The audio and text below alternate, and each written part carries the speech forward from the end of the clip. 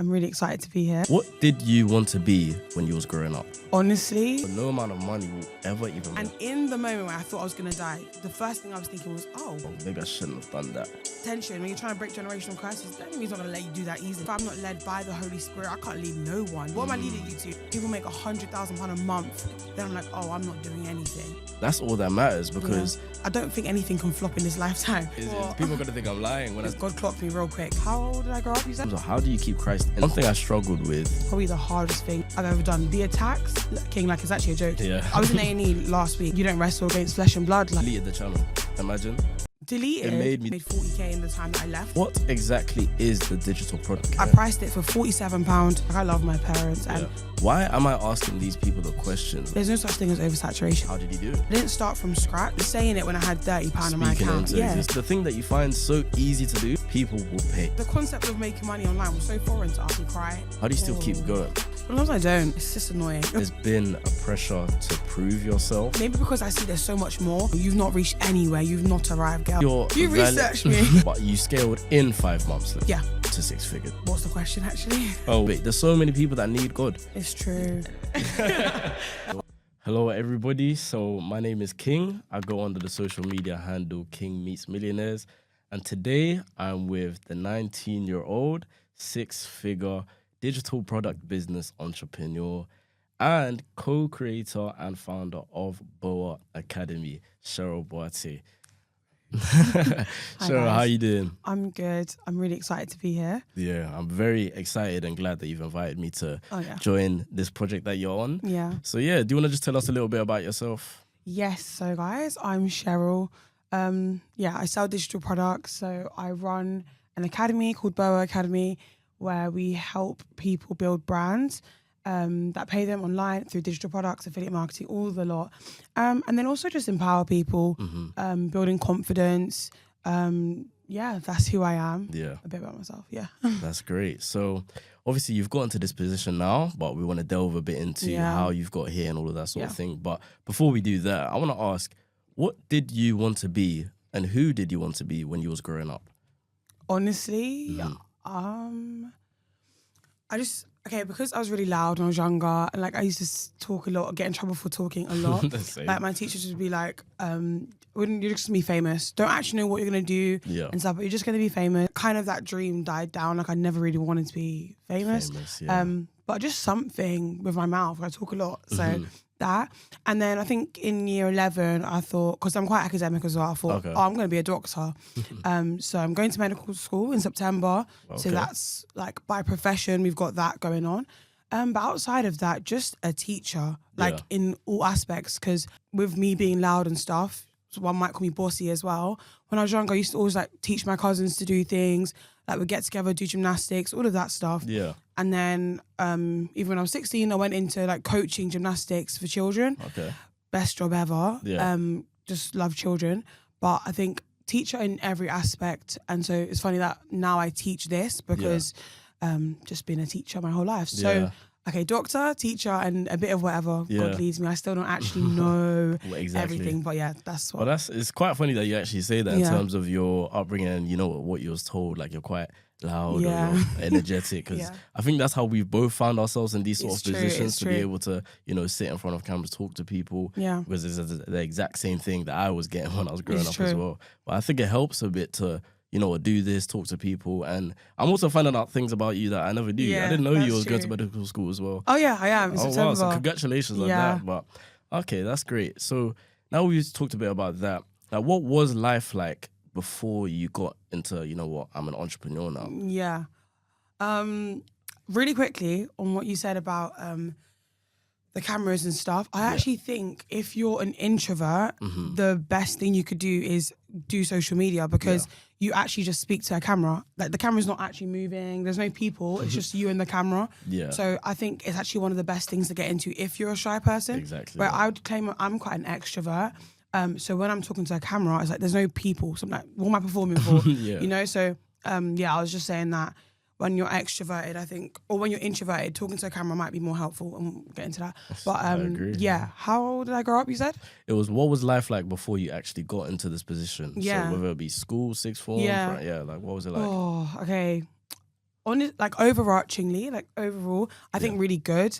I have parents I'm really close to. Like, I love my parents, and they worked really hard for me and my siblings. Like, my mum and dad, literally to this day, they still drop me everywhere. Yeah. Not that we're loaded and we can pay for fuel, but because they'd rather we get to the place safely and all that stuff. So exactly. I have really good parents that worked really hard for my siblings and I. So I think that level of gratitude has always just been in my heart. Like, I want to do things for them because I love the way they've raised me.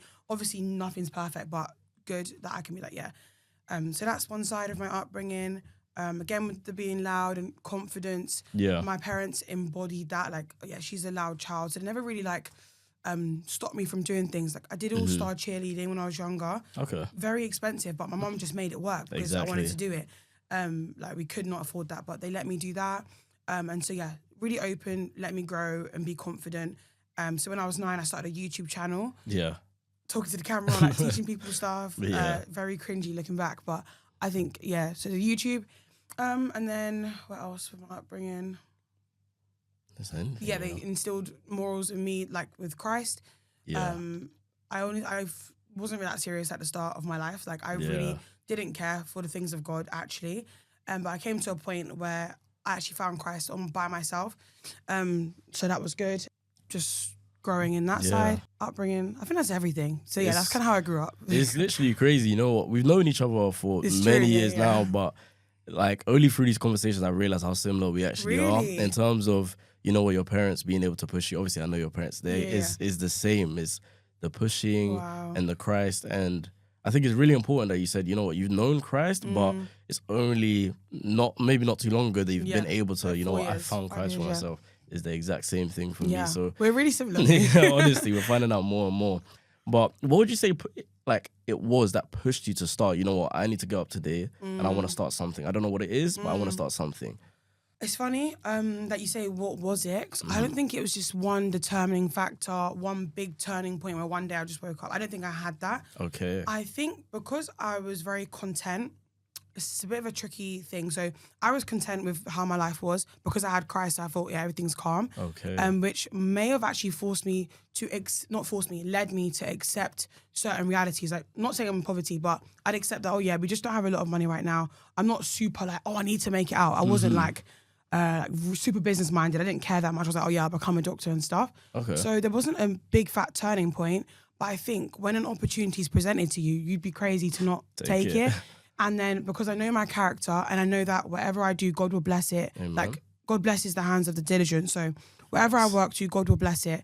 So when the opportunity came, I was like, yeah, let me try this, especially because of the nature of it. Like, I already have a phone. My dad doesn't know how to use social media. So if I can do it, let me do it and then figure it all out and help the family. Like, I can do that. Yeah. So that was the turning point sort of thing. Like, it's possible. Somebody's doing it. I can definitely do it. When I say doing it, I'm talking about starting a business. Yeah. And what else? That God will bless whatever I put my hands to. So let me do something and not be too complacent. So I think that's what turning point. That's great. I was going to ask you even how Jesus himself, because we're Christians, let's get that clear, how Jesus himself was able to, you know, elevate your mindset to start something. So how would you say that's gone about? There was a lot of prayers that took place before starting, during starting, to this day. Like, I'm always praying about what I'm doing and that his glory will be seen full stop. Yeah. And that also, if I replace him or like begin to idolize whatever I'm doing, that he should just take it away. Even in the journey, I have found there was this time in like January where I'd wake up and I wouldn't pray first. I was like, huh? Yeah. So God clocked me real quick and like basically I had to reset and go back to the whole reason why. One of the reasons actually at the very beginning was I wanted to be like a financier of the kingdom. I'm nowhere near there yet, but like I want to be someone that, oh, we need to do this, like let's fund it, like churches, whatever we need to do to advance the kingdom of God. So that was one of the reasons. So I think, what's actually the question? So the question in itself is how Jesus has played in a mindset, with your mindset to actually, you know what, help in the journey of I need to do something. Yeah. You're answering it though, so go ahead. Yeah. So I think it's the asking that he takes it away if I prioritize anything that's not him. Mm-hmm. That's one side of it.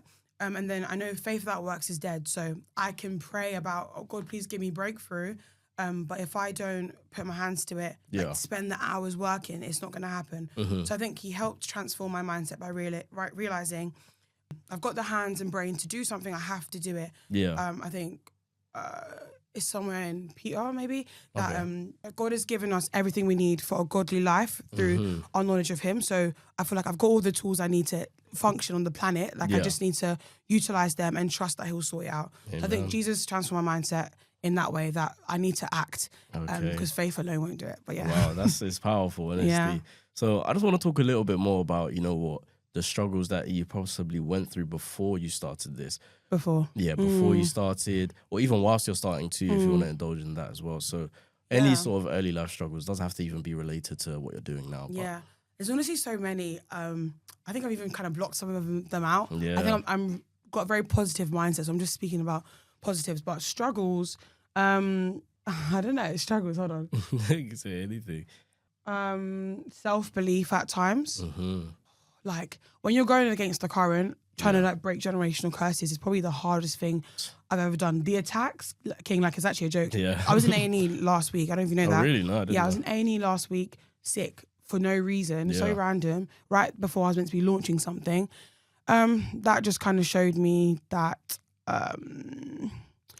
you don't wrestle against flesh and blood. So yeah, that's one side of it. Just natural tension when you're trying to do something good. And then I guess people as well, I've kind of blocked that bit out, but people definitely at the start, like so much judgment. So that was a struggle. And then I want to talk of that a bit. Yeah, we'll get to the people. That's a big struggle. I'm just learning to block it out. Like it's just me and God at the end of the day. And then I guess struggles before I even started. Like my mum does night shifts. Okay, wow. So she does night shifts.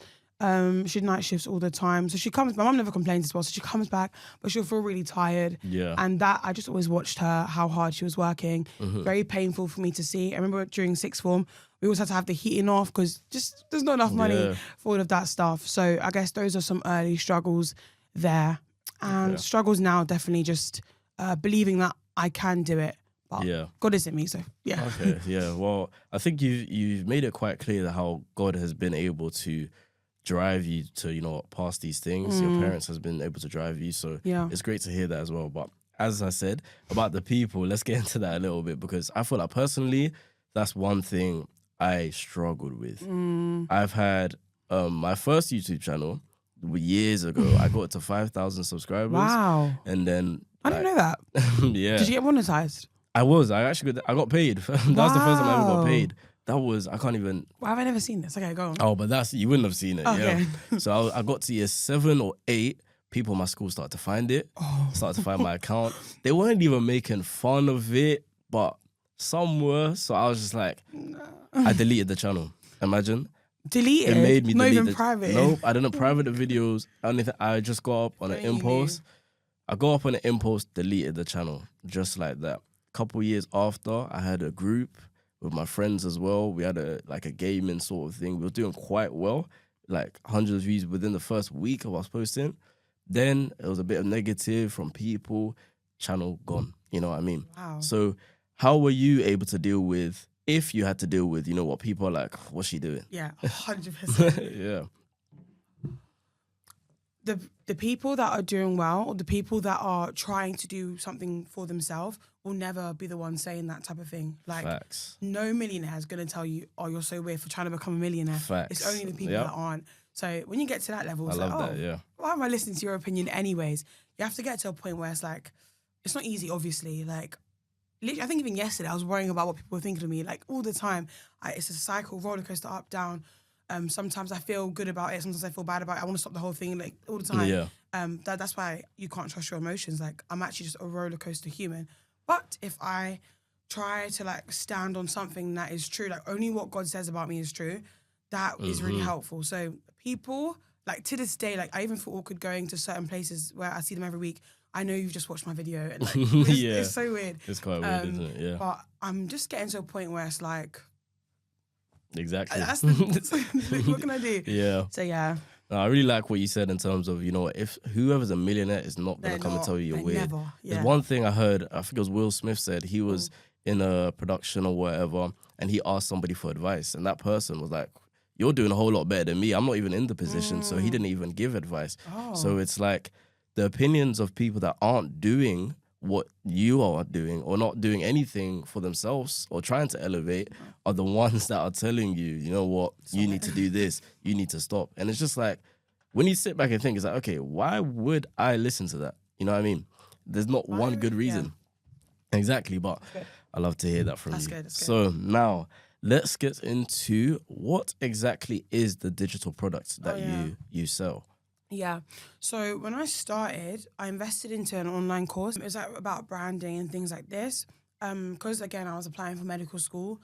I didn't have much time to say I'm going to create a whole digital product on something I've learned or something like that. And also, I'd like to say I'm multifaceted. So there's so many things I could have made products about. Okay. But because I was unsure and because I had no time, I decided to go down the done-for-you product route. That's basically when you can sell a product you didn't even make from scratch. So it's a whole done-for-you product that you can sell. So my first one was actually a Canva toolkit. Okay. Inside the toolkit, it had 7 different ebooks about email marketing, Canva guide, how to use Canva, setting up a storefront, anything to do with starting a digital business. That's what the toolkit was on. Okay. I priced it for £47. I was marketing on TikTok. Again, I opened a new TikTok account, so blocked all my family and friends on this new account. Started posting. They found me anyways, but started posting. And then I think 4 weeks, 4 weeks into it, I got my first sale. Okay. And then, because the branding course I bought had resale rights, at the time it was MRR, now it's something called affiliate. So you might see some influencers talk about something, oh my gosh, buy my phone case. And then there's a link they can click and then they'll get commission and the creators will get commission. At the same time. Now I do affiliate marketing, with a branding course, helping people self-improve, set up a digital business, all that stuff. So that's the actual products that I was selling. So I've done for you products and then now obviously I've created my own one 8 months in. But that's the great thing. Thank you. Diversify the income. Do some of the things you've made and some things you didn't make, which makes it so much easier. Okay, so for the people that, let's say, are watching this for the first time or are not even familiar with how to get into this sort of thing, how would you say you did it personally? Like, was it one day you scrolled across a video, you seen, I can do this? Yeah. So, scrolled across a video. Everything's on social media. It's funny, this same phone that my screen time used to be 16 hours or 10 hours. That's crazy. It's the same thing that I found my business opportunity on. So I was scrolling on TikTok. Yeah. I saw a video of a girl speaking about she's made money online. She was selling courses. Okay. I bought her course, literally invested into her course, and the course taught me everything. So that's actually how I got into it. I didn't wake up one day knowing how to do it. I just invested into my learning. I did try and use YouTube to just do it for free. But the thing about YouTube is everyone's gatekeeping something to upsell because even the people making videos about it, they've got a course. So I was like, let me just get a course, let me understand everything. And that's the only thing I learned from. I invested into one thing to teach me everything. So that's how I learned. That's how I got into it. Later on we'll talk about BOA Academy, but one thing I noticed with the BOA Academy, I think I seen was about 140 plus members in 48 hours, was it? So how do you get people to, you know what, I'm gonna trust you?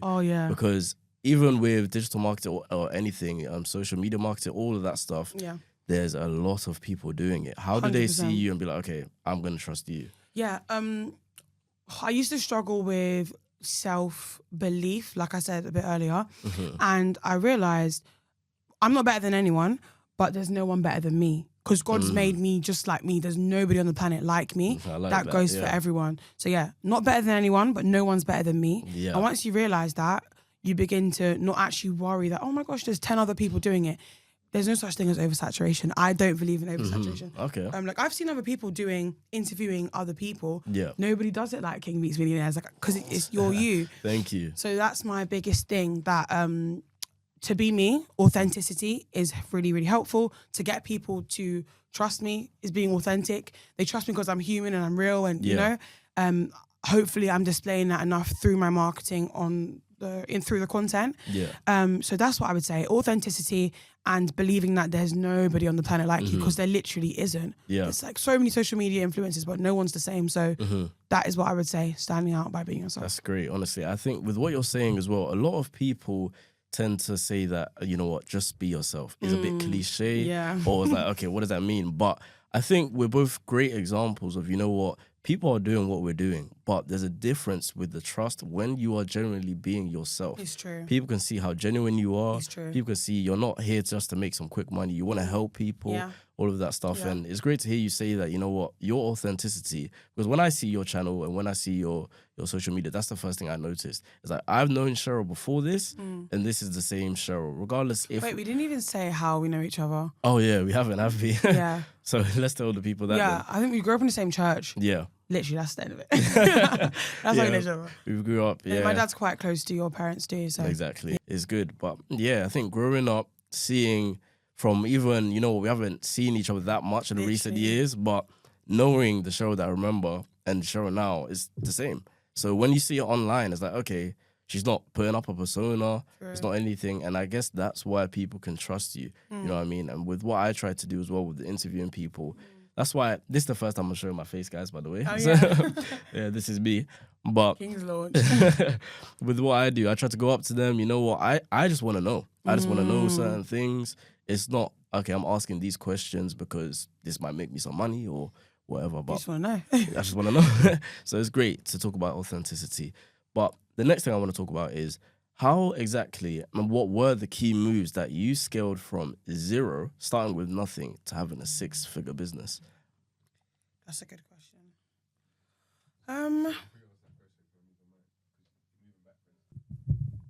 Okay, thank you so much. Cheers. I was ask you again, though. Yeah. I was saying, so how did you scale from, you know what, £0 actually to a 6-figure business? Like, what was the key moves?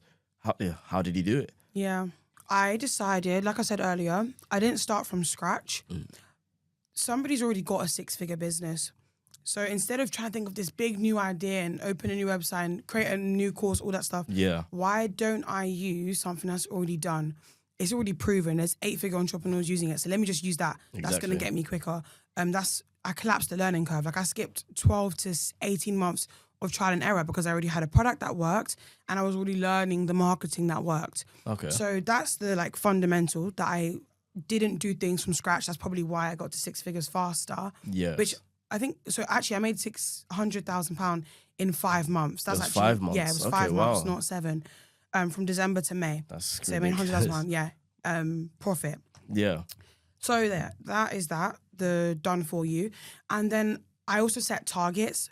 Like back in sixth form, when I was revising obviously really hard for my A-levels, I got into this habit of you wake up at 4 a.m, you work out, you pray, you work out, and then you work, and then you end the day by 9 or like 8. I slept early. Like no one could call me after 8. They used to be prayer meetings at 9. I couldn't join. I'm sleeping, bro. But anyways, So yeah, I think that discipline, which has definitely gone out the window with recent months. Do you think? Okay. Yeah, 100%. I need to work on that. But yeah, discipline that. Discipline to break down the day into these certain times because everyone has 24 hours. So it's about how you utilize them. No one can get more hours. Even when you stay up late and you haven't actually got more hours, it's going to affect you in the next day. So I think that has really helped me as well. Discipline through the day. And then practically, I guess I was utilizing the social media, like my TikTok account, being extremely consistent. When I see a video works, I'll do 10 more of it. Like really strategically picking this, I'm doing more of that. Like I know what's working now. So yeah, obviously I exposed myself to strategies that entrepreneurs were using already in the digital space. So that definitely helped me. I think that's actually why I hit 6 figures. And also because I declared it before I actually started. Like on my day one, there's a video where I say, oh, I'm going to make 5 figures, 6 figures. I was saying it when I had £30 in my account. Speaking into existence, literally so much power in the tongue. And then that means that statement is always at the forefront of my mind. So I'm always like, oh yeah, I'm going to make 6 figures. Yeah. I couldn't see it yet, especially in that first 4 weeks when I was making nothing, which was so hard. Yeah. I was like, I'm still going to make 6 figures. I can't quite see it yet, but I'm going to make 6 figures. So I think that's why. Confidence, discipline. What was the first thing I said? And then using the done for you, like method, when people have already done, that was the first thing. Targets. I think it's great to hear that. And one thing I really want to delve into is, you know what, that first, it was 4 weeks where you didn't make anything, correct? Yeah, you know, I think what differentiates the people that are successful than the ones that aren't successful is that first possibly 4 weeks, that first month, that first year where, okay, I'm putting so much time and effort into this. Why is it not working? What's going on? Yeah. So how did you like, obviously you had your discipline, as you just mentioned, but would you say that was the only thing that you're like, okay, because I'm disciplined, I'm just going to keep going? Nah. Like, motivation fails.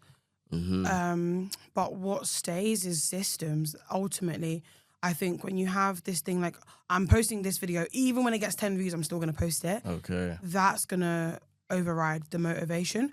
So I think, it's not just discipline. It's consistency. I know everyone hates to hear that, consistency, but consistency is key. Like, it's the truth, isn't it? I don't know what else to tell you. Yeah. It's just the fundamental truth of life. Consistency does pay off. The other thing is, maybe because I had God, because I actually think I probably would have quit a bit earlier if it wasn't for I know God's gonna like change things. Like, I had that faith. Yeah. So I think it's unshakable faith. Yeah, it shook sometimes, but I'm still, saying I've got this faith. It's gonna happen. It's gonna happen. So faith and then consistency. Unfortunately, that is what I'd say. Well, it's great because with what you say there, it's like, that's exactly what I feel like I experienced. But however, I think I was on the opposite side quite a bit of the time. One thing I struggled with was grasping the concept of, you know what, these people that I've watched, the ones that are coming before me, started from zero. They started from zero. You know, maybe because they've had many years of success and that's all I've been seeing, or all I was seeing. It was harder to, you know what, my video just got 100 views. Like, cool, 100 people, imagine 100 people in a room, it's a lot of people. But that mindset, I wasn't really able to grasp. So I get that. Literally, I would ask you, but you've answered already in terms of, you know what, just having that discipline to realize, okay, whether it does reach 10, 100, 1,000, I'm going to keep posting it. And that's something that I would say really helped me as well. And by God's grace, I just got my first big video the other day, hitting over 100,000 views. Yeah. And before the ones there, I was just hitting 1,000, and I'll wake up and be like, oh, well, it's a very stressful day. I believe what you do is quite stressful. Oh, yeah. And what I do as well can be quite stressful. So it's like, okay, I'm really about to wake up and not get any views. Like, am I really about to do that? But then it's like, okay, all those people that came before us, they probably went, like, some of them, I think one streamer I seen, he does streaming, he went a year without anything. Really? Nothing. I think it was one viewer to then hundreds of thousands now. It's just, it's crazy. And one thing, before we move on, I want to mention, my father told me, it's Ecclesiastes 9:11, I believe. Okay. It talks about how the race isn't to the fast people, the battle isn't to the strong people, but timing and chance. Timing and chance. And it also says later on, you know, whatever your hands find to do, do with all of your might. And that's good. Is that you've reminded me because of what you're saying. So it's very appreciated. That's and I guess the viewers that see it, you know what? Every time you hear from somebody, consistency, hard work. Oh, yeah. But it's the truth, isn't it? So really quickly, I was going to ask you, so, because I remember when you actually launched King Meets Millionaires, mainly on your Instagram, I was noticing that the views were low, but I know that views are low at the start, especially on Instagram's algorithm compared to TikTok. I feel TikTok's a lot easier to grow on.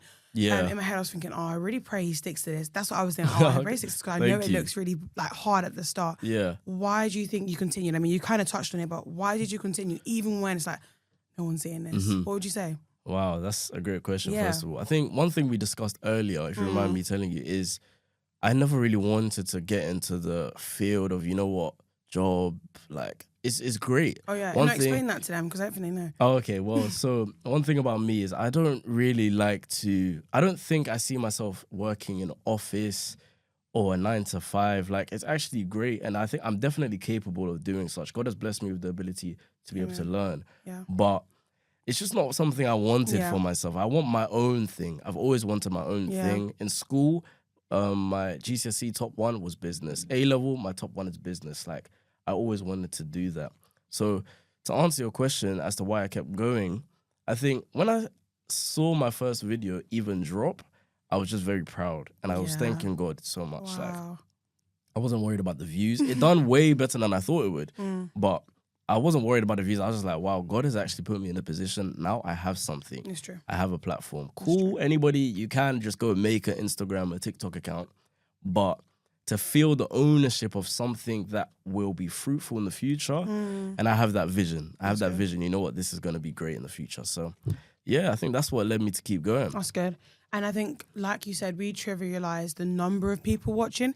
You know, if you made a video and it touched one person, and because of your video, that one person changes their whole life, is that not the aim? Like, that is that's enough. So yeah, I think it's true. Not trivializing. I think shifting. We're gonna talk. You've mentioned something that I'll talk about a bit later on, but I think shifting your focus from this is about me. I want to do good to them. Like, okay, one person that watched my video their life might be changed now. Exactly. So it's great. It's great that you mentioned that. But I was going to ask your typical week, but I think you've spoken about that. Like your typical week when you was building your digital products. Like, what did that look like on a day-to-day basis? Okay. When I was building, the thing is, I'm still on a journey. So like, I think I'm not even at an end point. I think I've done very well, and there's so much more like to do. Your name is King Meets Millionaires. I'm technically not a millionaire, like in the physical, but in the spiritual, I believe I am a millionaire. I'm going to be.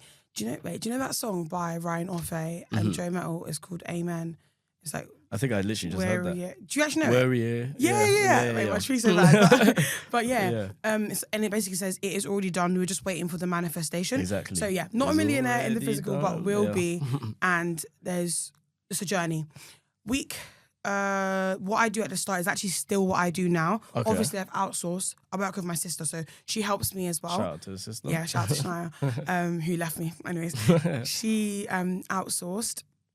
Sorry, I outsource and she works with me, so we work together. Okay. My little brothers also help me respond to comments. Really? And my dad helps me oversee everything. So that has taken things off. Initially, at the beginning of the week, I do quite a few tasks. So editing content, filming content, editing content, posting content. That's one side of it. Creating products or updating my current product, my landing page, my emails, all these little tedious tasks. Yeah. Those are what I do. And then in the week, it's literally pray, work, gym sometimes, church, repeat. That's literally what I do in a week. When I was building and still now. Yeah. So that's literally what I do. Okay. So I also want to talk about, your first big month or week. Oh, yeah. How was that handling your first big number, whatever the number was? What would you say the number was, if you don't mind me asking? The first number.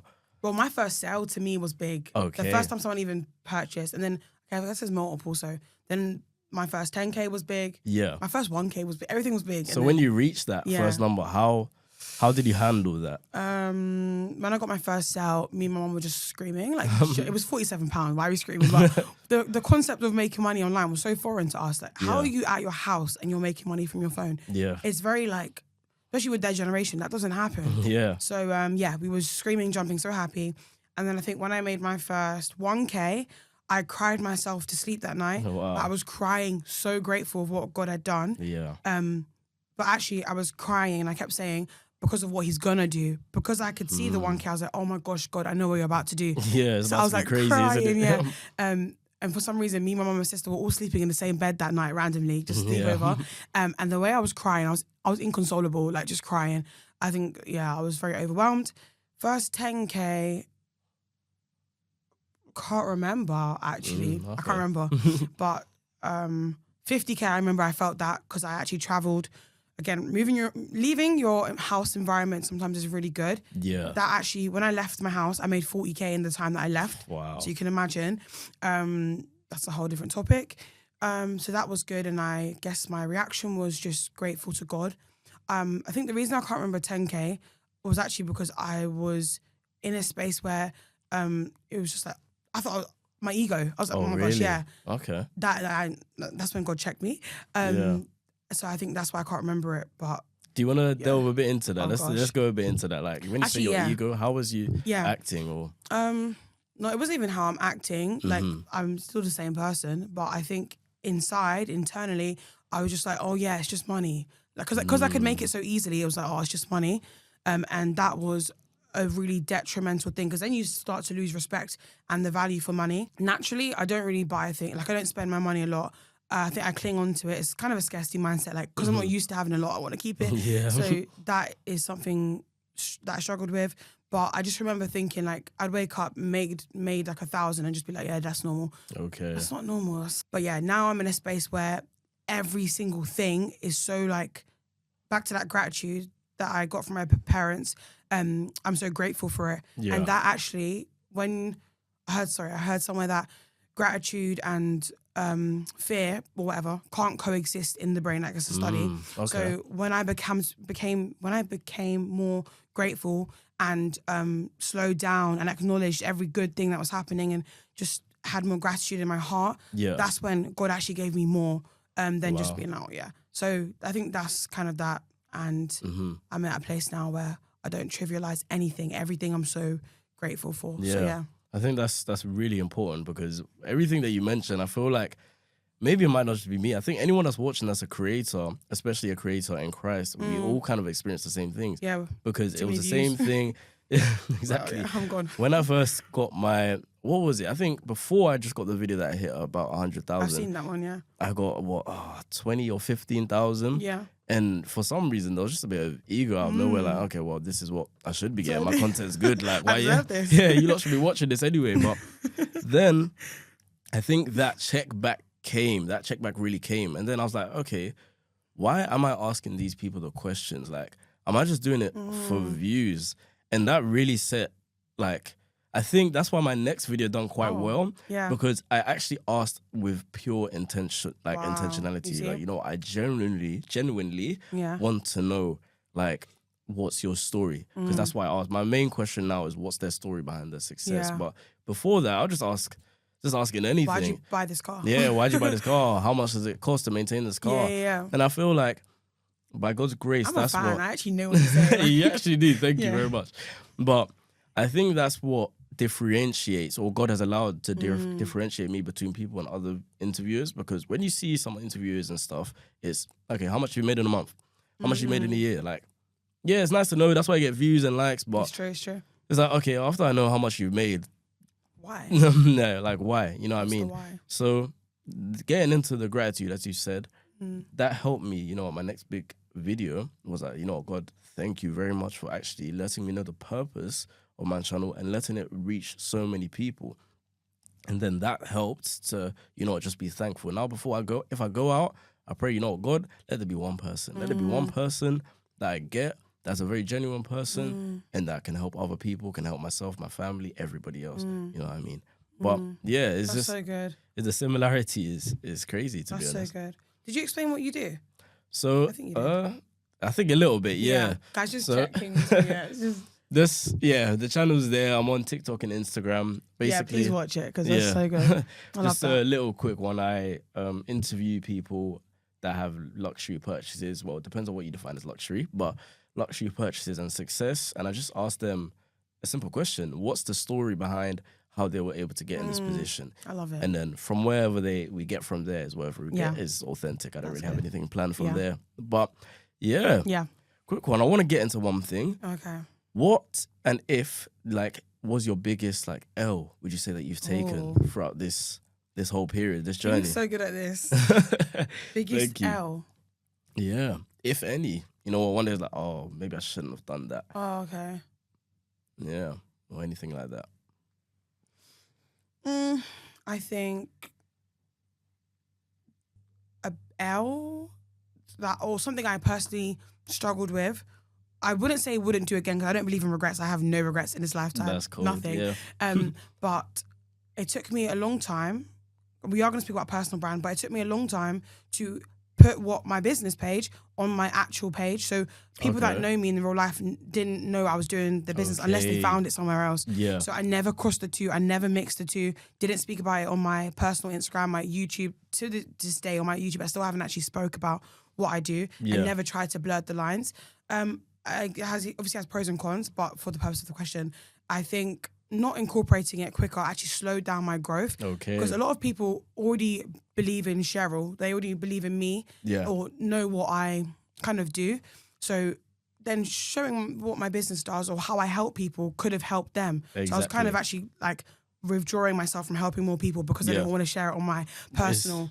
So then it's not an L, but it's just something I think I could have done sooner. Yeah. And it's probably one of my biggest struggles, knowing I can help someone and then I don't help them. Exactly. But not because I don't want to help them, but either because they didn't see the opportunity as something they could do or their own limiting belief. Like, it's just annoying when you want to, you can't feed someone that closed their mouth, but I know there's so many people I could help that I know personally, but either just don't reach out or they this is honestly it's crazy. So yeah, this is that I feel like people are gonna think I'm lying when I say it's the same thing. It's the exact same thing. I literally only done it about a week ago. Done what a week? For the first time. For the first time I shared my platforms on my Snapchat. Wow. Like the first time. And I sent it, I was like, you know what, let me just drop the pride or whatever. I sent it to like almost everybody that I had added. Wow. And then I seen so many people. More response. Yeah, people that I didn't even tell anyone like repost it or anything. Just send it. I said, you know what, just follow it. So many people I haven't even spoken to, whatever, like, oh, this is great. Wow. They saved it and reposted it. And they were coming on the channel like, oh, well, I didn't even know that you did this. Blah, blah, blah. Like, see? It's the exact same thing. It's crazy, like, how much you might dim yourself down. Because of what? Because of what? There's no reason. And then I think the realization that you've gotten as well, you know what, let me just outreach it. Yeah. That's the same Attention thing. is currency. It's true, like, but that's amazing, to be honest. But that's good. now it's time to get into BOA Academy. Oh, yeah. So for the people that don't know, what is BOA Academy? Okay, so in a practical sense, BOA Academy is an online platform where you learn basically how to make money online through digital products, affiliate marketing, brand deals, online presence, setting up storefronts. So we teach you how to build a profitable brand that actually pays you. And then, so obviously you got the hard work, so the building it, and then owning it. So that's us helping you tap into the skills you already have and then monetizing that, because there's so many things people are born with. Some people are just really good at hair. And they do hair, so they get money from that, from their time. But what about making money from not necessarily doing the hair, but teaching people how to do hair?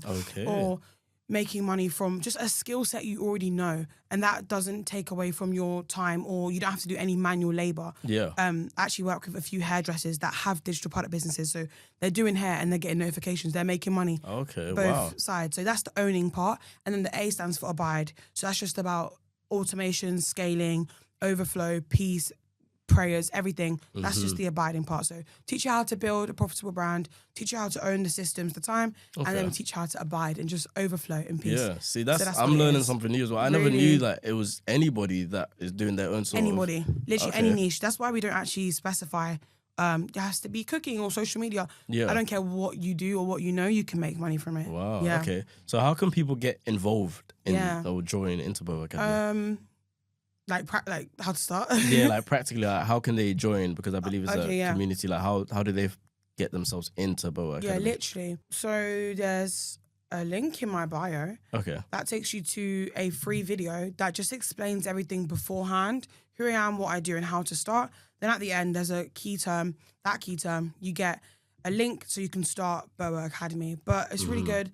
The platform I started with was about £400. So automatically, if you don't have £400, or even if you do it on a payment plan, whatever, you can't get inside. So my aim was to make this more affordable, so more people could get inside of BOA. We're even doing our first giveaway inside. So someone inside the BOA Academy, community, family, is gonna win £500. Wow. Just for fun, no strings attached. Win £500, and then they're gonna also get exclusive one-to-one calls, their social media audit, so that we know, they're on the right track. That £500 could pay for their grocery shop, their kids' lunch, just something. Exactly, that's amazing. So obviously there's 8 different income streams to learn inside of BOA. So from the affiliate and all that stuff, even YouTube monetization's in there. It's not launched yet. But and then on top of that, we thought, let's just bless the people inside.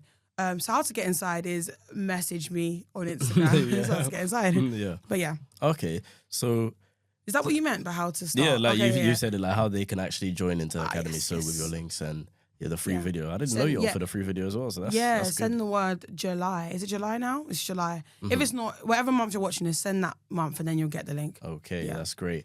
So what are like some of the skills that you, particularly as yourself, would like teach in there? Like, what do you think? What do you offer? Let's say. First, it's foundational, fundamental stuff. So it's actually a mindset shift, like switch. Like you change your mindset from someone's employee to earner. Like I'm not an employee, I earn. So there's the mindset shift there. That's the first thing. And then you learn branding. And you learn marketing. And those 2 skills, probably the most high-paying skills in this economy, or in this year, I should say, 2025. So those are the actual skills you learn. Aside from the stuff like setting up your store, what do you say? What do you do? All these broken down things. Yeah. The main skills are branding and marketing. Okay. That's the skills, I'd say, Yeah. Okay, that's great then.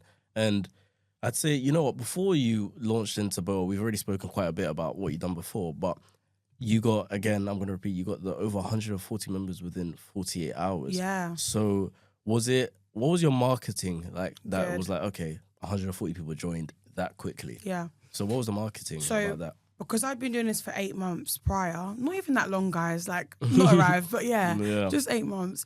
A lot of the people that I'd already started mentoring got access into BOA. So it wasn't a bunch of new people. People that had already trusted me, they got straight into BOA. Yeah. And then the other people, because there was quite a few percentage, I think on launch date, we must have made, I have to check the stats, but like a good amount on the launch day when we launched it. Yeah. The reason why all those new people came in is because I showed them that I've got the solution to their problem. Okay. So I did a launch video, just kind of briefly sharing that. I had a wait list explaining what was going to happen. So the build up to BOA Academy dropping was built up.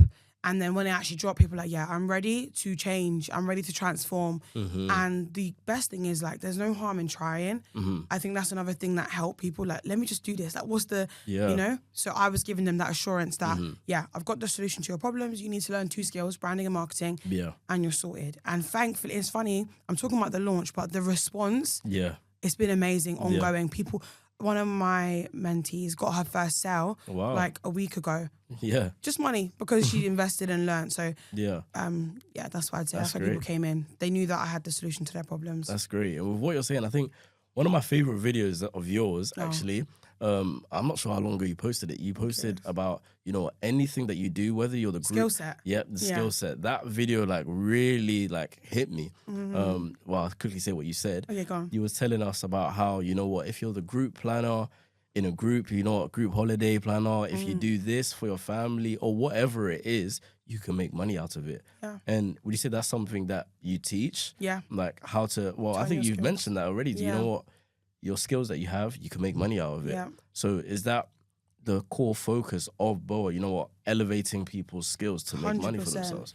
You hit it on the, what's that saying? Hit on the nail. Yeah, hit on the head or hit on the nail. One of them. Literally, yeah, that. Literally, turning your skill sets into, capitalizing on your skill sets, basically. Yeah, and even if you are someone that's time pressured, because we've got a lot of mums, students, lots of different people, but even when you've got that, then we've got the solution for, I don't have to make my own thing. I've got the done for you. So it's just solution. Exactly. So yeah, tapping into your own skill sets and then done for you. And I think it's really important for people to actually join BOA, and not even on, you know what, because we're talking, but like genuinely that the way the realization of, well, how it hit me was very strong in terms of, you know what, everything that you do on a day-to-day basis, whether me personally, I'm quite a good group planner. Like, are you? Yeah, with my friends. Nice. I mean, not the recent one, just in case they see this, but one of our holidays, you know, I can plan everything. I can plan it all. Wow, that's what itinerary. I did. Exactly. And what you said was, you know what, there's people that pay for this thing. Yeah. There's people that actually pay for that. There's you people think it's a hobby. People yeah, exactly. You think you're in a group chat, you're with your friends, whatever. But people pay for people to, you know what, plan a holiday for me. Yeah. Plan where I'm going to go, plan who's going to pick me up. Yep. And the thing that you said, I think the thing that you find so easy to do, people will pay. Literally. So learning how to elevate those sort of skills through BOA is very, very important. True. What did you just say? In terms of what, being a group planner? No, that sentence. The things you find easy to do, people will pay for. People will pay for. That's it. Exactly. So now I just want to talk about, has there been any moments or testimonials from any of your mentees that you realized, okay, like, bro, this is bigger than me. Oh, yeah. This is bigger than my family and like helping my family, but this is bigger than me. Yeah. So many. By the way, I get this on a daily basis. I think I cry a lot. But it's funny. Like, break free and you feel freer. You've got time freedom, location freedom. Not financial freedom yet, but very soon. Yeah, But you'd think I'd be not much to cry about. This thing has made me cry much more, because I see the reality of people's lives and then the reality of how much your life can change just by taking one step. in particular, I have a mentee called Isabella. Okay. She lives in the Netherlands, and she doesn't mind me sharing this. She's a stranger. She doesn't live with her parents, and she's gone through a lot of hard things. She started this. She actually worked extra shifts so she could invest, not into BOA, into the first platform. She invested. She said, Sheryl, I don't know why. I've prayed about this. Please, just I'm here to help. Just teach me. And I love people that are willing to learn. Like, if you want to learn, I'll teach you. Like, I'll be on you. So yeah, I taught her. Also, Zaya is another person that does that. Shout out Zaya, yeah. And and then I think first 2 months she actually got nothing. So she had paid for this platform and she's still not making money. She's still working these shifts. She lives by herself, very difficult. Yeah. And she never gave up. She kept going. I think just a few weeks ago, I got a message from her saying, or a few weeks before that, got a message from her saying, Sheryl, like, I just hit my first 4 figures, like, in a day. I'm like, huh? So 1K in a day from nothing, you know, working shifts. She used to get paid like something like 1K at the end of the month. So for it to happen in a day, it's crazy. Right now, she's in the Philippines. She's moved away from the Netherlands. That testimony, and I actually went to go visit her and see her. That testimony always just makes me cry. I don't know, warms my heart. One, to see this is transformational. For the people that want it, you can have it. You can have whatever you want. When you get to that level, like, hold on, God has given me everything I need. Let me just use it. No one is stopping you. There's no cap. There's no limitation in this lifetime. So yeah, that's one testimony that just, oh my days. She's in the Philippines right now. Not where she is. She's making money from her phone. She's chilling in a niche she loves. So yeah. Isabella, love you. But yeah, that's one of the things. That's great. And we can see that, like, with what you do, you're in a position of leadership, you know. Some people may not be able to, may not like it, but with how you are naturally, I can tell, you know what, you are a leader. With how you speak and everything, you're in a position of leadership. So knowing that, on the days that you feel like, if there are days, on the days that you feel like I'm tired, I can't be bothered, I can't be asked, God, just give me £1 million or something. Like, on those days, how do you still go? How do you still keep going? Sometimes I don't. There's days where, like, I had calls booked, and I just didn't show up to any of them. And that never happens, by the way. I'm someone that's like, I'm going to be on all the calls. I just slowed down. In fact, my body slowed down for me because I wasn't slowing down. Yeah. And I prayed to God and I said, God, help me. Just help me. I did obviously reschedule all those calls, so they got the calls. But there are days where I actually feel very overworked and feel burnt out. And I feel sad sometimes. What else? So, like I said, when you're going against the current, tension, when you're trying to break generational curses, the enemy's not going to let you do that easily. Of course so not. There's always that. Sometimes you have to just feel. I've actually had to come to terms with that. Sometimes you just have to feel. But 99.9% of the time, I'm always thinking, not my current emotions, I'm thinking about the standards that I put in place. Okay.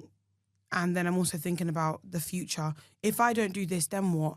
Should I pick the easy route or should I do the hard route? If I'm comfortable, I'm never going to grow. I have to be uncomfortable. Yes. And you know, like that sick feeling, it's like butterflies. Like, oh my gosh, I'm so nervous. But that's kind of good. Utilize that uncomfortable feeling. Yeah. So I think, there are days where I'm just like, wow, like I'm human. And thankfully, people understand that too. So that's really good. Yeah. That I'm human. And then with leadership, if I'm not led by the Holy Spirit, I can't lead no one. What am I leading you to? Like, am I leading to myself? What am I leading you to? So I think, being filled with the Holy Spirit for leadership, letting yourself feel, and then not thinking about your current emotions, thinking about the future, which a lot of people don't do. Like, they don't think ahead. They're just living in this current time. Yeah, so, that's not really going to help, is it? So, it's not. You have to think ahead. Exactly. But talking about, you mentioned uncomfortability and being comfortable. What role would you think confidence plays a part into that? So in terms of your whole brand and your business, what role do you think confidence plays, or does it play a part at all? Yeah, confidence plays a part, even down to posting. Like, I'm going to be confident and just post. That plays a part there. When I'm speaking, having to have more confidence. But ultimately, I think whatever's inside of you comes out. If you don't love yourself, or if you have negative feelings towards yourself or whatever you're doing, it will come out, like, ultimately. Yeah. is it out of the abundance of the something speaks? Of the heart. No, what flow? Something about it speaks. Yeah, flow. Yeah, whatever's inside of you comes out. Yeah. Be Holy Spirit led, because I think ultimately he makes you bolder, and he gives you the spirit of confidence altogether. Yeah. So I think confidence plays a big part in building a brand, which I'm still building. Yeah. Like I keep saying I'm not arrived, but yeah, you know what I mean.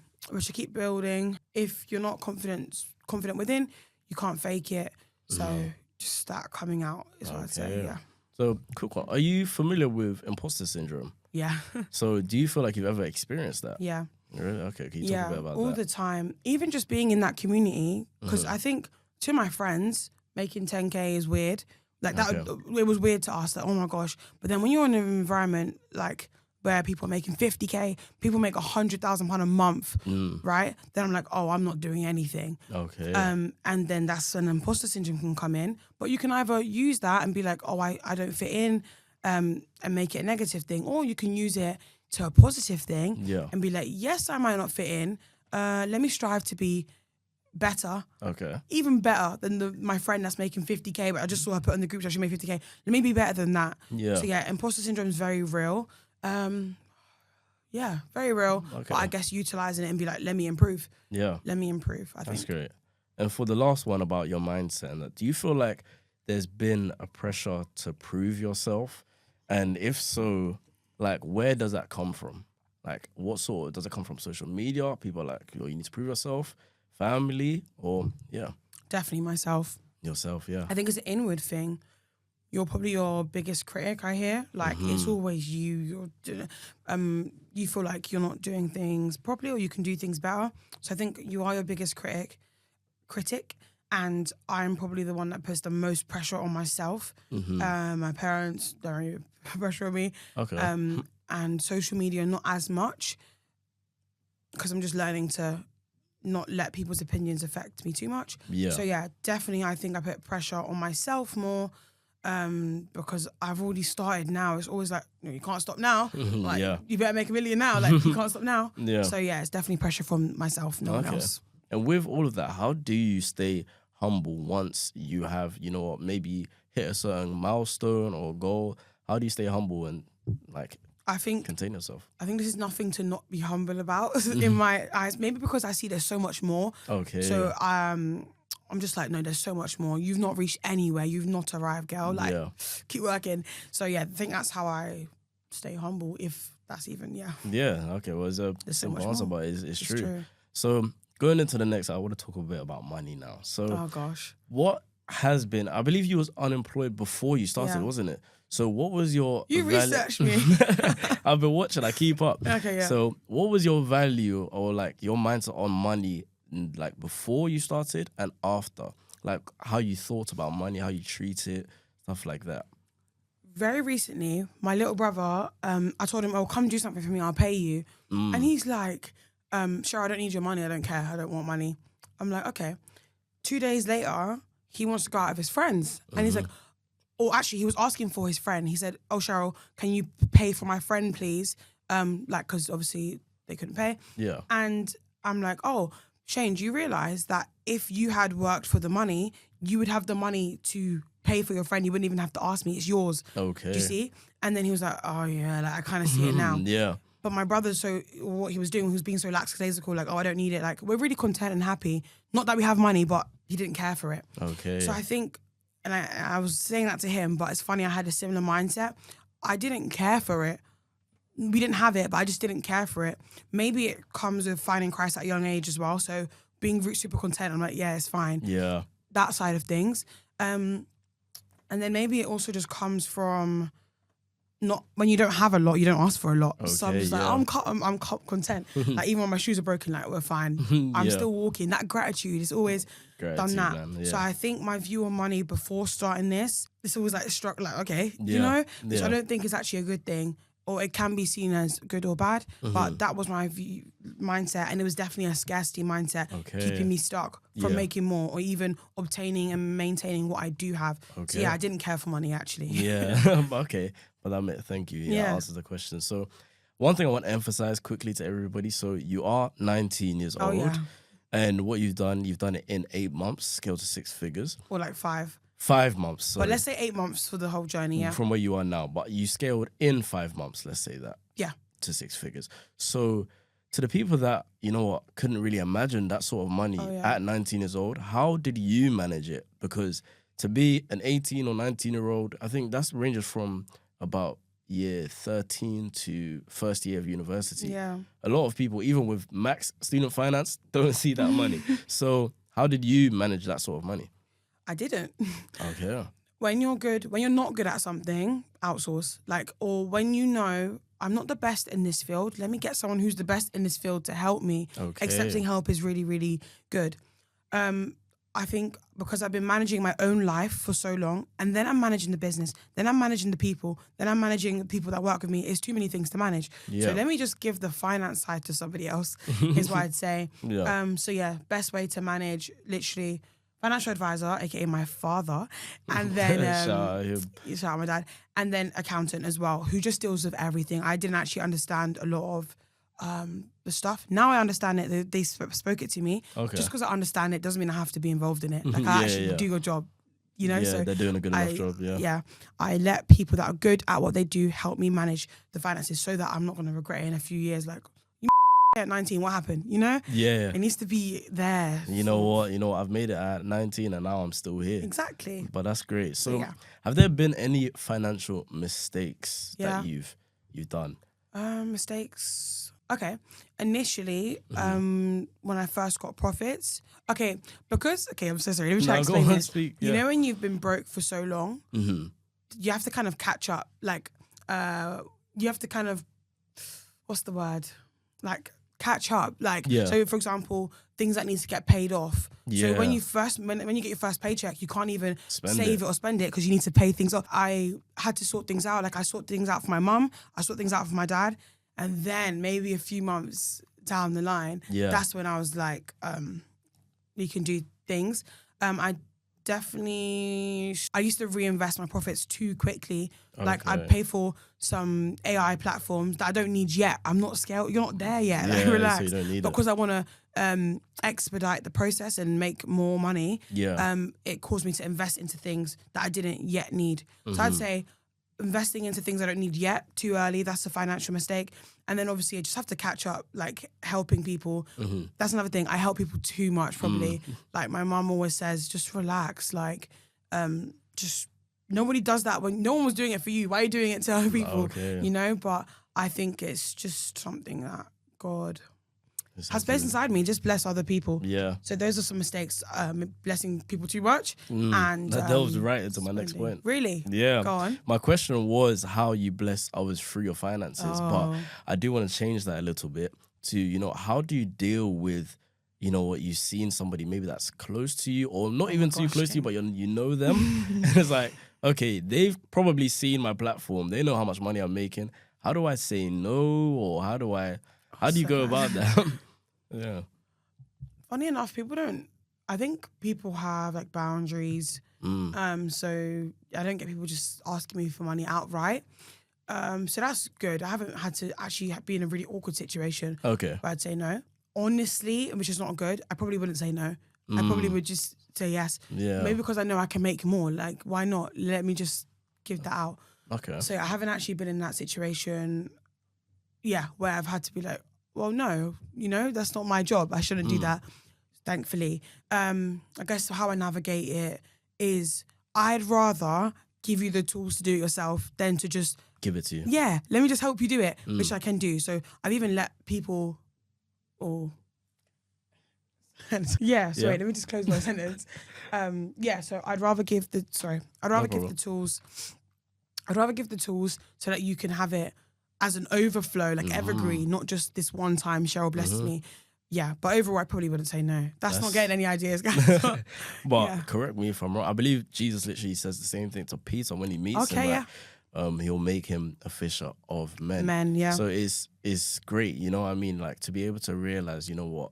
I'm not just going to dash you 10K, but with what I've learned, if I really value you, I know that I'll give you the things that have been able to upscale me here. Or, not even do the exact same business model, but just life or advice on Christ or whatever. It's true. That I think shows more love towards somebody 100%. in terms of blessing people financially 100%. or whatever. Yeah, so. Yeah, that's true. But yeah, okay, let's get into the next one. So how do you view your personal brand? Like, would you say you came onto social media with an intentional, you know what, I'm going to be like this?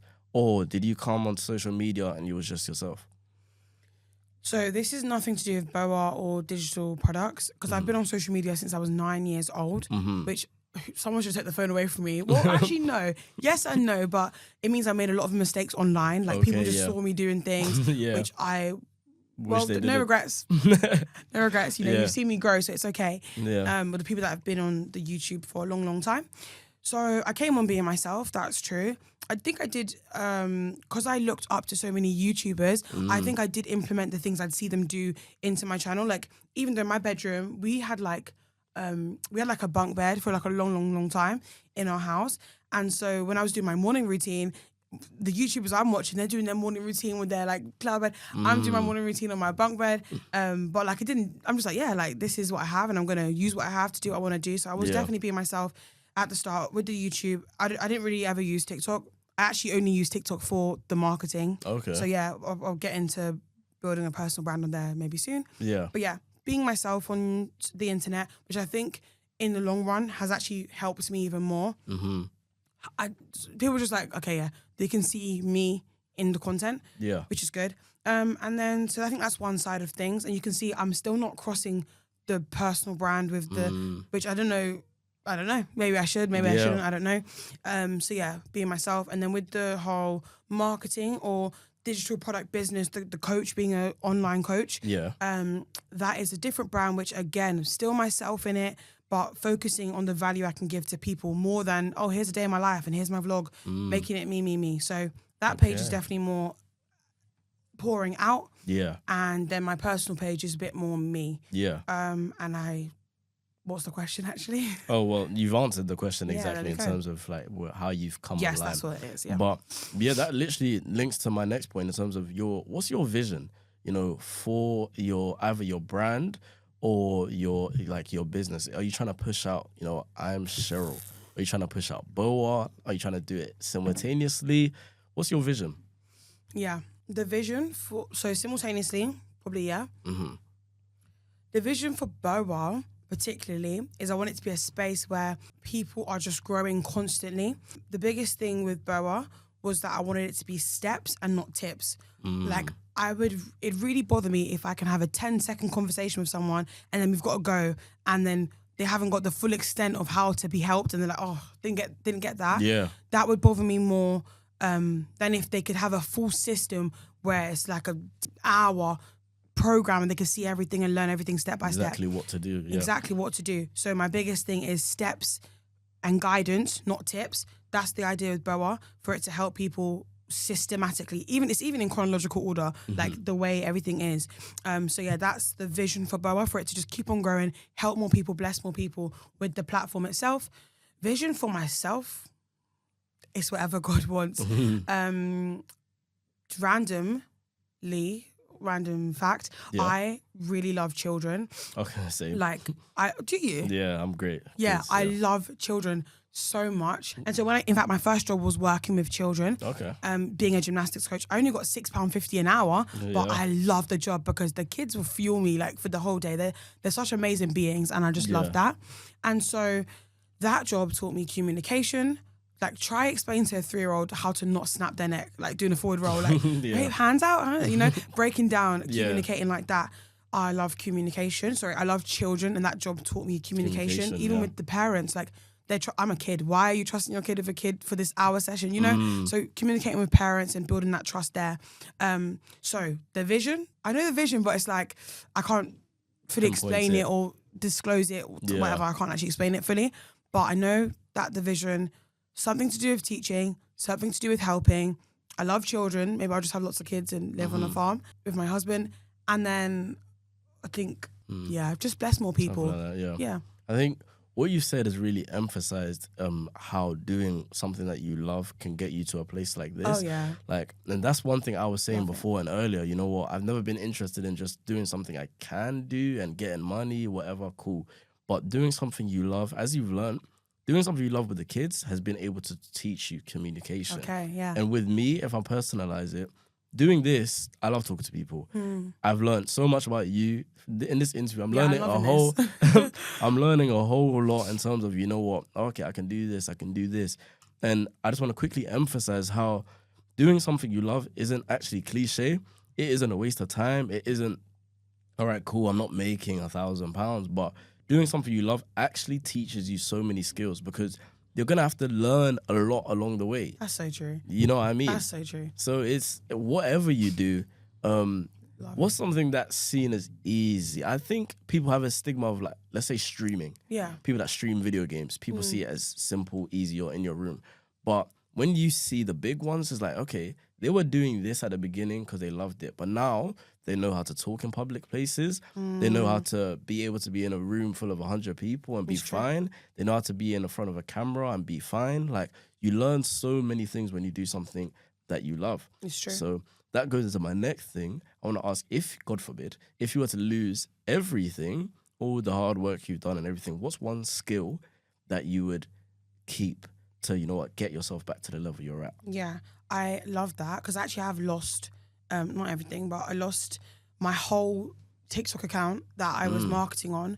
So I had to build everything back up again. Wow. And it's funny, I've actually started from 0 4 times. Really? So I had a first TikTok account, deleted it, restarted, got like a few sales. Had another account, deleted it, restarted. Or in fact, no, they deleted it.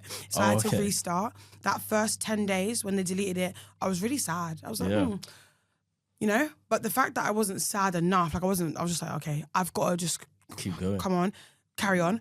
That taught me that, oh, maybe I didn't love it that much. That means I have more room to improve. That means I can grow another page and make it something that I really love and proud of. I should cry if this page goes, like, you know? Yeah. So that starting again just showed me I love starting from scratch, because you get to build something all over again.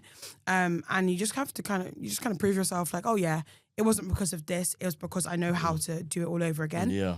So yeah, starting from scratch is good. If I lost everything again, if I lost everything today, I would build a brand and then I would market. That's literally what I'd say. The one skill I keep is branding. The same way, like, every time you see the yellow M, you just think McDonald's, McDonald's, like, their brand is so strong, it's everywhere, it's in your face, you know McDonald's. So it's the same thing with a personal brand or even a brand for a product. It needs to be that in your face, that consistent, that bright. That's how I see it. So yeah, the skill of branding and losing everything is good, because then you get to build it up again. Yeah. I think it's great.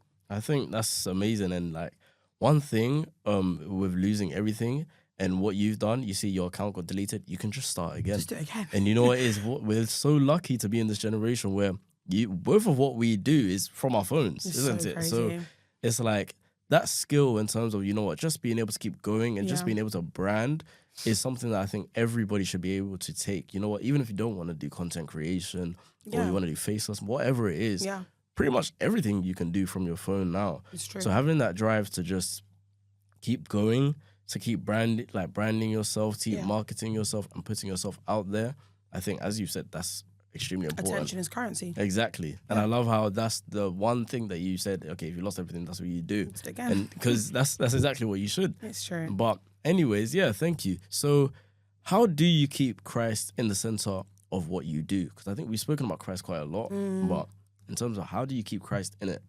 Yeah. When I was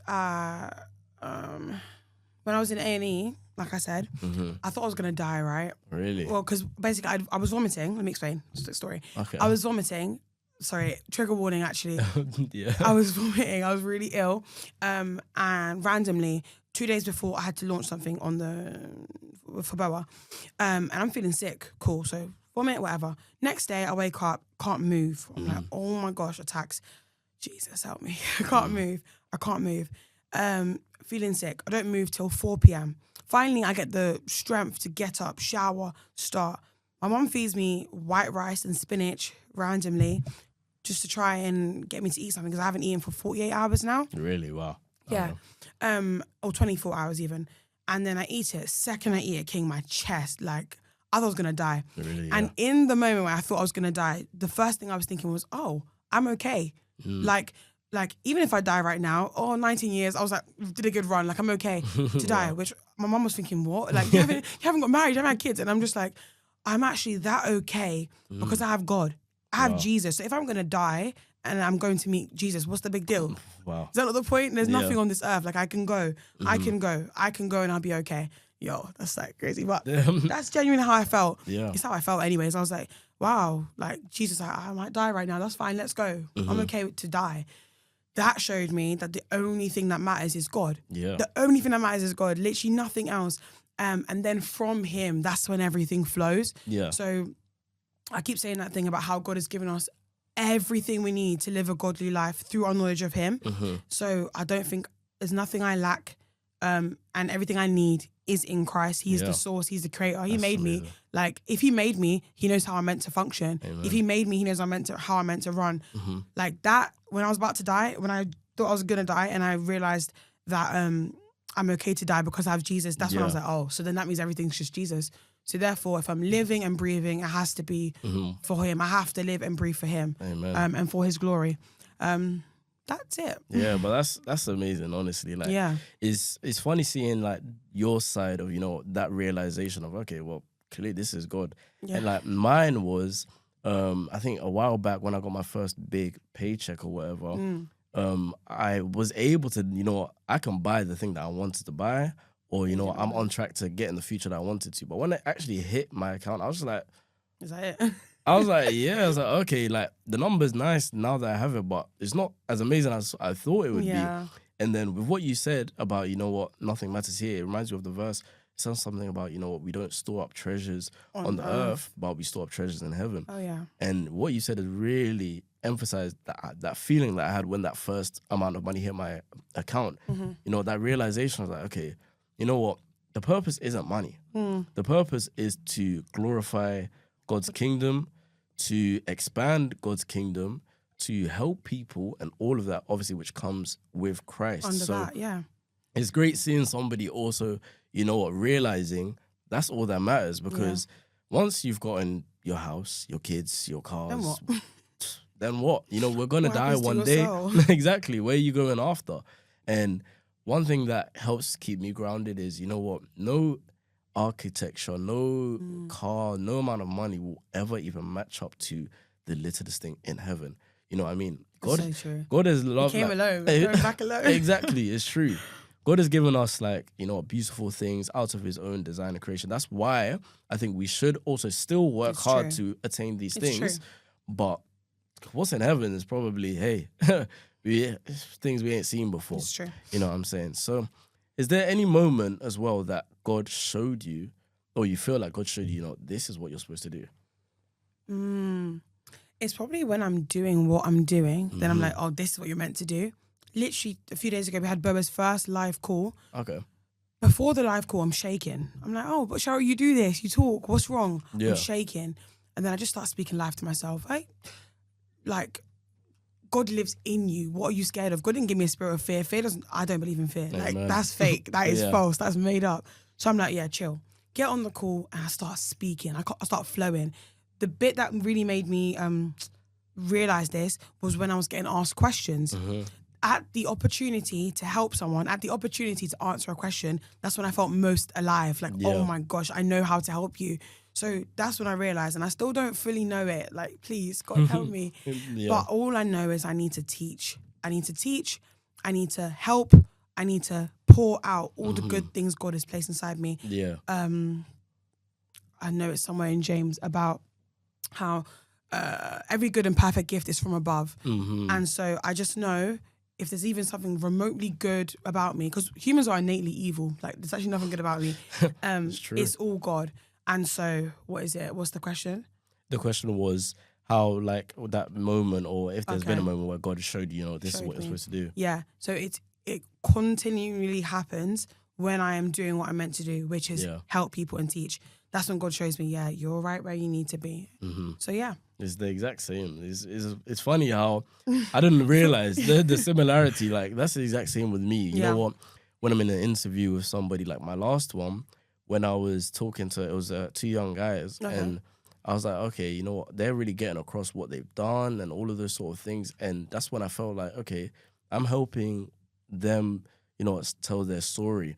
I'll say it quickly. Like, his dad was an investment banker, and obviously he's in a position where his family's done very well. Yet he still chose to do something rigorous. He's a medic. He's a medic trained. He's a medic trained to become a doctor. And I was like, I'd love to push these sort of things out. Yeah. To help people, and that's when there's a drive. You know what I mean? Like, whilst you're doing it, it's like, okay, I love what I'm doing right now. I love what I'm doing, and it's funny. It's similar. It's the same, and I think that feeling is God showing you this is what you're supposed to do. Because when you're doing something you're not supposed to be doing, you'll feel it. You'll feel it. Get me out of here. You'll feel it, or you won't feel anything. You won't feel anything. That's good, King. Exactly, and that's feeling something too. So but it's funny to see. No one's asked me that question. Really? Yeah. Okay. But it's good that you've answered it anyways. So for a young Christian, like somebody like us, I'm 20 by the way. I'm 20, she's 19. Somebody in our age range that wants to get into business, that wants to, you know what, I want to do something. What sort of advice would you give to them? I'll do 2. But my biggest advice is going to be put God first. When I say put God first, I mean like it's your very essence. Like when you wake up, God, what are we doing today? Like that level of it's me and God, and I want to please him in everything. When you have that, I don't think anything can flop in this lifetime. When you have God, there's no such thing as failure. Everything's just a redirection. When you have God, you are victorious. You're free. Like you're just free. It's too freeing. So if you're a young Christian, wanting to get into business, you'd already be Christian. I was thinking in general. In general, any young person that wants to get into business, believe in God, trust in God. And then for a young Christian, 10x, like sacrificing like some of your own desires to let God's will be done. Like really trying, let God's will for your life be done. That's what I would say as a young person. And the other bit of advice, like practically, if you don't know something, you don't know it. So you have to go find out. So education is everything. Yeah. You have to educate yourself. So I would say, always invest into education. It's not going to fall in your head one day. I hear people saying, in fact, I speak to people that want to start this business, or I'm speaking to them right before they're going to start. And they're like, oh yeah, by the way, I've been researching this for months. Research? What are you doing? Start. Like research for months. I think I took 48 hours before I paid, even though I didn't have the money. Ask my sister. I literally asked my sister when the payment plan started, because that's how much I believe in. You have to act. You just have to do. You have to do. You have to do. So don't take months to research something. You're going to learn on the job. Everyone knows you learn on the job. You're not just going to learn doing theory. So it's true, honestly. Like that just start thing, that's something I've been talking about with my friends recently. A couple of my friends want to get into the content side, and that one has started. It wasn't about, you know what, okay, I need to get the best camera, I need to do this. Just start. You know what I mean? And another thing that you said in terms of allowing God's will to be done, that is so important. And our creator, the one person who we should look up to, he did exactly that. When he was on the cross, he said, you know what, let's not pass over me, but you know what, nevertheless, let your will be done. And I think that's something we have to internalize and write on our hearts, you know what I mean? Because there's going to be days where, you know what, don't want to do that. I don't want to do it. Or there's going to be days when, you know what, there might be a door open that, I can go get a lot of money from here or something, but God's like, that's not what I want you to do. Exactly. So you have to be able to surpass that mindset of, you know what, this is what I want to do, and let God's will be done. And that, when I asked the question towards young Christians, it's something that we have to know, that our purpose is to elevate the kingdom of God. It's not just, you know, to enjoy the things God's given us. It's elevate. There's so many people that need God. It's true. There's so many people that are millionaires, billionaires. They need God. You know what I mean? So that's, with what you've said, it aligns perfectly into how I think a young Christian should have their mindset before they start business. Yeah, for sure. And then you also said something yesterday about how you want to be in the room with these people, but then you want to show them, but it's Christ, like with the millionaires, for example. Showing them that it's Christ, because a lot of them are where they are, but they just don't have Jesus. Exactly. So just showing that through our lives too. It's true. And I'm praying that one day when I reach... When you do.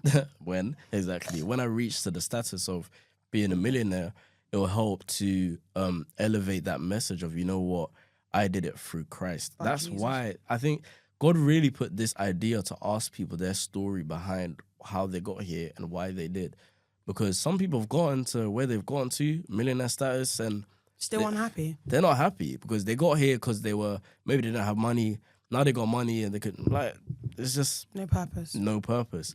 So I'm praying one day I'll be able to also... God will use me to elevate that message too. So it's the same way that God is using you to elevate, you know what, to help your family, to bless people, to be your own boss. It's great, honestly. What you do is great. So, for my last question for today, I'd say time's gone quite quickly, hasn't it? The last question would be to the young person who maybe is a Christian or isn't a Christian, but they've already started something. Let's say they've got something emotional, whatever it may be, and they're feeling stuck. What would you say to them? To the person that's feeling stuck? Yeah, with no sense of direction. You know what, maybe they don't feel like they're hearing from God or anything. They just don't know what to do. What would you say to that? That's such a good question. Give me a moment. No problem. Take your time, honestly. I would say seek God. That actually might be annoying to some people, but the reason I'm saying seek God is because he's the author. So he's already written everything out, or he knows your story, and he knows what you need and things like this. So if you lean into God's will for your life, you can never feel stuck because he kind of clears it and he perfects everything. So I believe if you seek God, that will help with the feeling of feeling stuck, or you'll have more direction and clarity because the author is telling you, oh, this is what happens next in the story, you know? So that's the first thing with feeling stuck. Best way to practically to get unstuck, unfortunately, it's to do. Yes. I learned, it's not even unfortunate, I just think people don't want to hear these kind of things. So, yeah, but it's the truth, it's honestly. True. It's to do. I learned from a really wise man one time. He said, instead of get ready, set, go, ready, set, go, on your marks, get set, go. Yeah. It's actually on your marks, go, and then get set. You always have time to perfect on the way. So you're stuck because you're telling yourself, oh, I need to do this. Something's not right. I need to do a specific thing next. Whereas if you just do, you can always figure out the next steps as you're on the journey. That's amazing. Yeah. Most people, they're you think are doing well, they're actually just making up on the job. The confidence, it's not false confidence, but it's just they didn't go somewhere special to get it. They just started. They just did it. They just do it. So you have to do a lot of doing and you can perfect on the journey. Yeah. Something might come to you as an opportunity when you start. But if you say, I'm not going to start because I need all this to be in line first, then you'll never be unstuck. Yeah. So no, just do it. Just do it. It's so true of what you're saying. It's actually true. The first video I did, I was in that mindset of, you know what, let me make this good. Let me make sure the questions are perfect. Which is good. Yeah, it is. Obviously, take your time, but not too much time. Just get started. But then I dropped the video thinking, okay, that was great. Now, what's next? My next video, I was like, oh, wait, I didn't ask this. I didn't do this. I didn't do this. I didn't do this. Done that video, included those things. I was like, oh, wait, I didn't do this. I could have done this, could have done this, could have done this. It was always having to keep going on. The quality of videos, whatever it may be, just start. You know what I mean? You don't have to get the most expensive camera. You don't have to you don't have to buy somebody to do your work or whatever. True. Just start, learn things yourself. And as we said earlier, we're in a generation where everything is online. Everything. So everything. So I really like that message of just starting. You lack nothing. Yeah. Again, God has given you everything you need. Everything you need is actually already inside of you. You just need to actually let it out by starting to do things. And you're like, oh, I never even knew I could do that. Exactly. So it's all inside of you. You're equipped. You're fully equipped to function on the earth. Yeah. That's what I always say. So, yeah. Seek God and act. But I think we'll close it for today then. Anyways, I thank you very much for inviting me again on this project. Yeah, thank you, King. Thank you. But I think we've had a great conversation. Honestly. When people have watched this, not if. When they've watched it all the way through, I think there's a lot of gems and a lot of things that you can learn about yourself, learn about me, learn about being a Christian and an entrepreneur. Oh, wait, King, answer the question you asked me. What's one thing you would say? Would you just agree? To the person that's feeling stuck. To the person that's stuck, what would you say? To the person that's stuck, I'd say keep yourself busy. Oh. Keep yourself busy. You can never be, I don't believe you can ever be stuck and have no idea what to do. That's true.